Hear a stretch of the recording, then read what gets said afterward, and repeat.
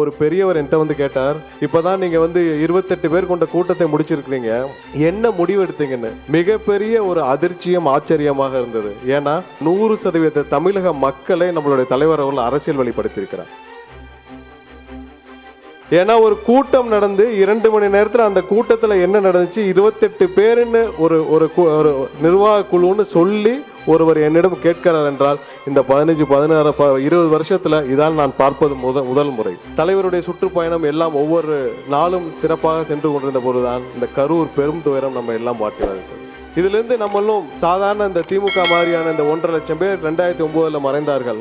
அப்போது நடந்த கொடுமையெல்லாம் பாத்தீங்கன்னா 1.5 லட்சம் பேர் இறந்து கொண்டிருந்தார்கள். அப்போ போய் திமுகவுடைய தலைவர்கள் எல்லாம் டெல்லியில உட்காந்து அமைச்சரவை பேரம் பேசிட்டு இருந்தாங்க. நாம் ஒன்றும் அந்த மாதிரியான அரசியல்வாதிகள் அல்ல. ஸ்டாலின் அவர்கள் தினமும் ஏதாவது கூட்டம் நடத்திட்டு இருக்கிறார். அறிவாலயத்தில் நடத்துவார், ஏதாவது செக்ரட்டரியேட் நடத்துவார். ஆனால் இவர்கள் கூடுனாலே ஒன்று அவங்க குடும்பத்தை வளர்க்கதா இருக்கும், இல்லை இந்த நாட்டை கொள்ளையடிக்கிறதா இருக்கும். இது ரெண்டதை தவிர இந்த கூட்டத்தை இவங்க நடத்துற கூட்டத்துக்கு எந்த பிரயோஜனம் இல்லைன்னு திமுகவும் சரி அவர்களை சுற்றி இருப்பவும் சரி என்னைக்கும் மக்களுக்கு இல்லை, இந்த தமிழகத்துக்கு இல்லை, எதையுமே இவர்கள் கண்டுகொள்ள மாட்டார். இந்த சதிகார கும்பல், இந்த சதிகார திமுக கும்பல் இத்தோடு அரசியல் விட்டு விரட்டப்பட வேண்டும் தான் ஒட்டுமொத்த தமிழக மக்களுடைய ஒட்டுமொத்த குரலாக இருக்கு.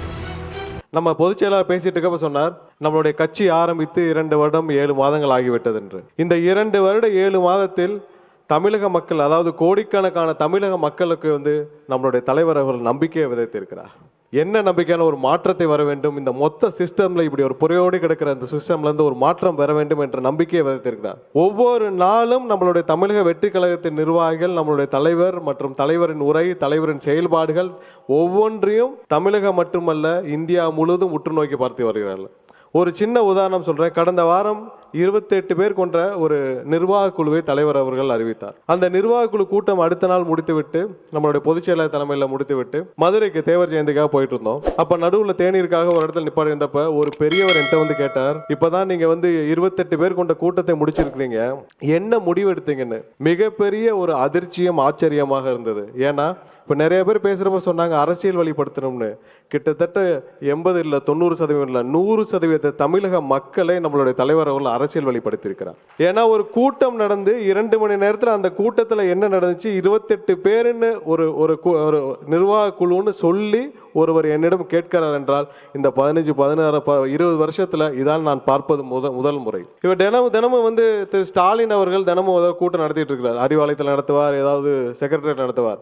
யாராவது ஒருவர், இங்க இருக்கிறவங்கள கோடிக்கணக்கான பேர் டிவியில பார்த்துருக்கேன், யாராவது ஒருத்தருக்கு என்ன கூட்டம் நடத்தினாராவது தெரியுமா? யாருக்கும் எதுக்கு கூடினாரு, என்ன கூட்டம் நடத்தினாங்க?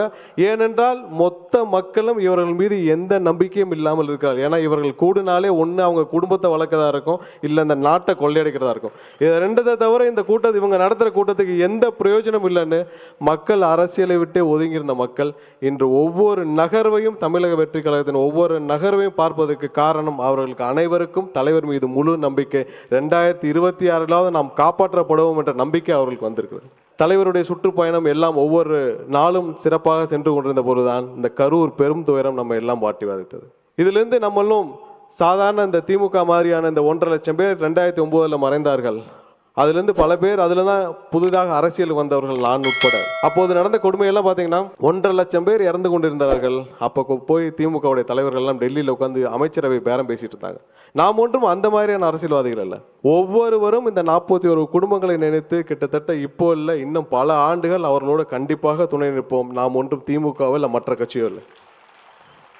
திமுகவும் சரி அவர்களை சுற்றி இருப்பவும் சரி என்னைக்கும் மக்களுக்கு இல்லை, இந்த தமிழகத்துக்கு இல்லை, எதையுமே இவர்கள் கண்டுகொள்ள மாட்டார். இந்த 1.5 மாசத்துல நம்ம எல்லாரையும் பார்த்த பொதுமக்கள் எல்லாம் சொல்லியிருப்பாங்க, பல டிவியில பார்த்துருப்போம், இந்த சதிகார கும்பல், இந்த சதிகார திமுக கும்பல் இத்தோடு அரசியல் விட்டு விரட்டப்பட வேண்டும் தான் ஒட்டுமொத்த தமிழக மக்களுடைய ஒட்டுமொத்த குரலாக இருக்கு.